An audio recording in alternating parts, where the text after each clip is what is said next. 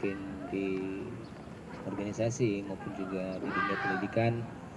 Terima kasih kami ucapkan kepada kita semua, Bapak Kepsek SMP Istana Hati, kru, tim semuanya dari Istana Hati, SD juga ada, dan Pak Dian dari SD Muhammadiyah 06. Ini tidak direncanakan sesungguhnya, sebab di awal memang kita sering sama Pak Dian, saya yang ke SD Muhammadiyah atau Pak Dian yang kemari gitu. Saya bilang biar saya aja yang ke sana karena saya lebih bisa arah sekalian pulang. Tapi enggak bang, nanti biar kami yang kemari. Itu sudah dengan administrasi segala macam.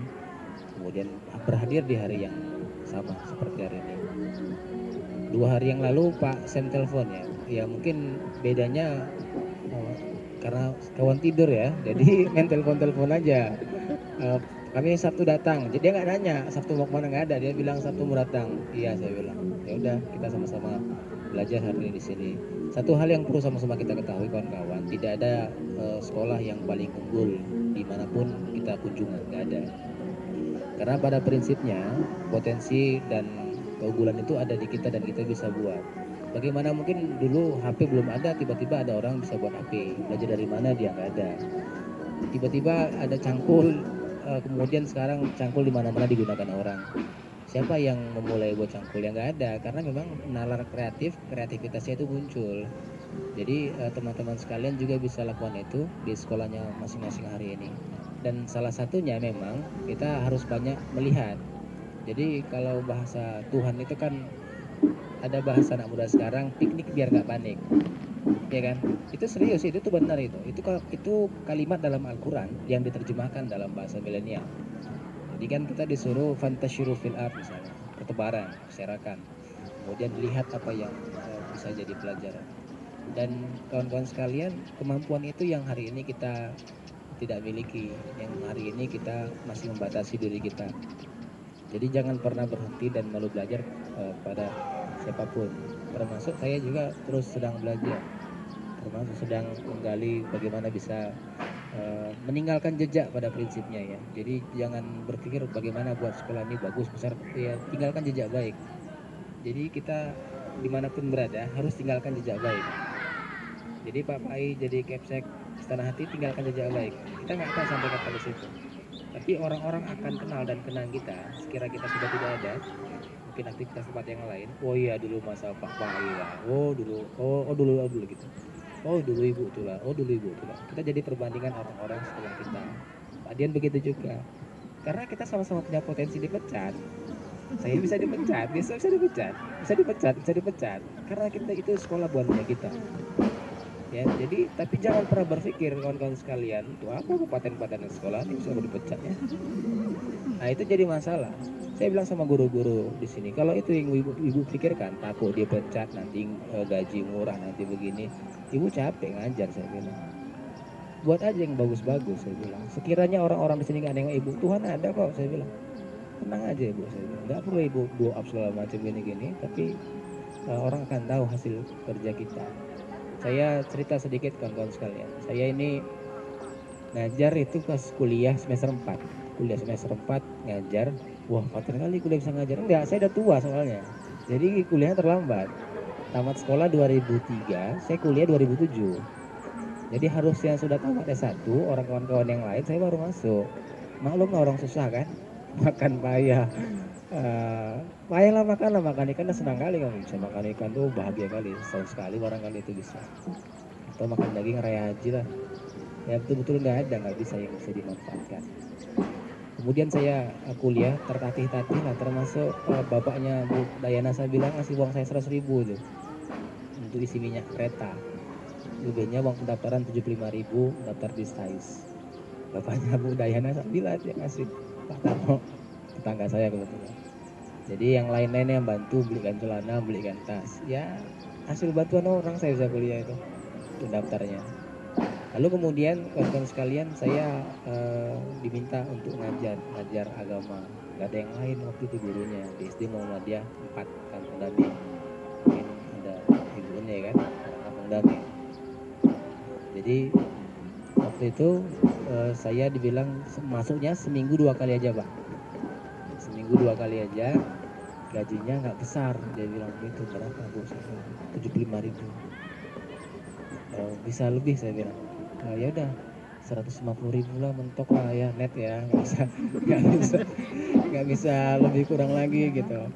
Ya udah, tapi saya bilang kalau 150.000 saya masuk tiap hari ya bu, saya bilang. Loh nggak ada uang tuh gaji bapak kalau tiap hari masuk.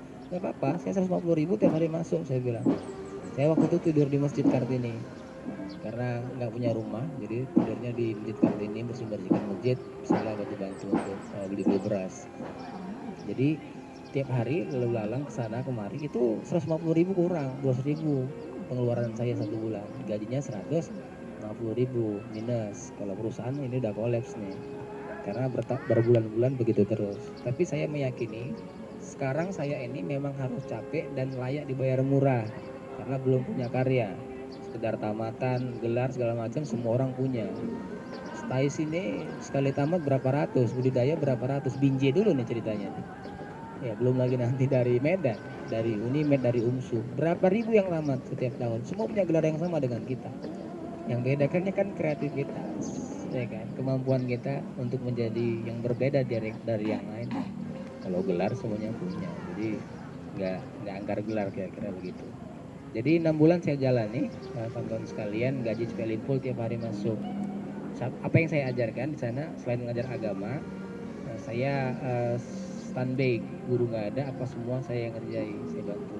Semua lah, nokok-nokok kayu patah pun saya juga, betulin atap bocor ya saya juga.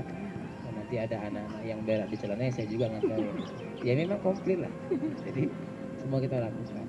Kenapa? Karena saya meyakini teman-teman sekalian bahwa kalau saya sudah diamanahkan, saya berpikiran begitu. Aku harus tinggalkan jejak baik di sini, nggak ada cerita uang dan seterusnya, masih lajang waktu itu memang. Jadi 6 bulan, kemudian 6 bulan berikutnya diangkat jadi kepala sekolah. Wah, jadi kok bisa diangkat jadi kepala sekolah 6 bulan? Saya nggak tahu pertimbangannya apa. Guru lama tuh ya semuanya guru lama, saya guru paling baru di situ. Jadi rombok diskusi, nomor saya keluar dari kepala sekolah. Enggak ya, diskusi sama Dikdasmen dan semuanya, saya diminta jadi kepala sekolah. Ya udah, saya jalani. Lalu kemudian nggak banyak perubahan di sekolah itu, hanya fasilitas setiap tahun kita dapat bantuan, bisa kita tempuh dari jalur dinas pendidikan. Siswa awal saya masuk sekitar 70-80 orang, saya keluar 130-an, yang terlalu banyak sih. Tapi mulai berubah, mulai ada hal-hal yang positif. Yang awalnya itu sangat ekstrim sekali itu sekolahnya, teman-teman kalau tahu itu sumurnya segini dia. Jadi kalau anak-anak uduk tuh sumur aja pakai gayung. Ini sumur nih, bukan kolam, sumur gitu. Jadi kalau nyemplung insya Allah lah. Ya. Nah, jadi itu bertahun-tahun, sekolahnya cukup lama, kemudian kita bisa bagusin, sarana dan semuanya, kegiatan sholat dan semuanya bisa kita aktifkan kembali. Dan gaji guru saya naikkan 3 kali selama saya menjabat, dari awal 10.000 per jam, ada 9.000 atau 10.000 per jam, sekitar belasan ribu sampai 20.000 waktu itu saya ingat per jam. Jadi memang kawan-kawan sekalian, lalu kemudian itu kan cerita yang lalu lah. Kemudian saya diminta masuk kemari. Saya di sini waktu itu diminta 2 hari masuk, guru pengembangan diri saya bilang. Ya diminta sama yayasan, kebetulan jumpa di warung lontong, sama-sama makan lontong, 2 kali jumpa. Pertemuan pertama ngobrol, pertemuan kedua ditawari ngajar di sini. Jadi guru pengembangan diri 2 hari. Saya nggak nanya gaji, udah nikah waktu itu. Saya nggak nanya gaji. Ya sudah pak, saya bilang saya mau coba tantangan baru, ngajar di dunia SMA yang biasa selama ini SD, saya bilang. Lalu kemudian kawan-kawan sekalian, 2 kali pertemuan saya 80.000 gajinya. Satu minggu 2 pertemuan, 1 bulan 80.000. Ya bulan 80.000 biasa selama ini Capsek terima ratusan ribu ya nggak ada apa-apanya kan, tapi saya nikmati saja. Lalu kemudian tengah jalan 6 bulan juga masanya diangkat jadi wakil kepala sekolah waktu itu. Karena kepala sekolah yang lama lulus PNS, saya diangkat jadi wakilnya, yang wakilnya jadi kepala sekolah. Dalam tempo 1 tahun itu yang kerja saya semuanya rupanya. Walaupun saya wakil kepala sekolah, kemana-mana ya saya juga, undang-undangannya saya juga. Kemudian tahun depan diangkat jadi kepala sekolah. Jadi prosesnya demikian kawan-kawan sekalian, karena Orang baru tahu hasilnya bagus apa enggak setelah berbuat, setelah berbicara orang baru tahu kualitas dan hasil kita. Kalau diam-diam baik, ya kan, duduk-duduk aja ya orang nggak tahu nanti. Kemudian saya melihat sekolah ini 83 berdiri. Saya harus pastikan ke kawan-kawan, ini sekolah SMA Paba, seluruhnya Yasmin Pak Binjai, bukan sekolah yang paten-paten kali. Bukan sekolah yang paten-paten kali. Bisa jadi sekolah teman-teman yang lebih bagus dan lebih paten. Tapi sekolah ini di bawah pimpinan saya ingin menjadi sekolah yang paten. Itu dia niatnya. Tapi bukan sekolah yang paten-paten kali, tapi ingin jadi paten. 83 berdiri, saya masuk kemari, itu siswa paling sedikit SMA. SMK itu sekitar 600-an total seluruh siswanya, SMP itu 400-an. SMA 100.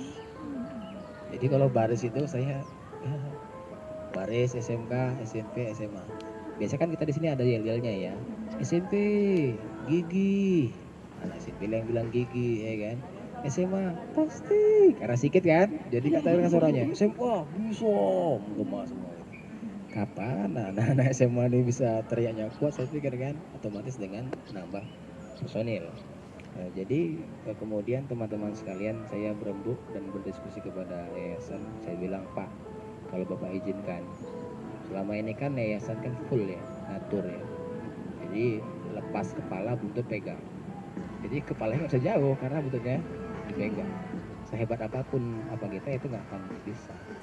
Jadi kalau Pak Sem megang buntut Pak I nggak bisa.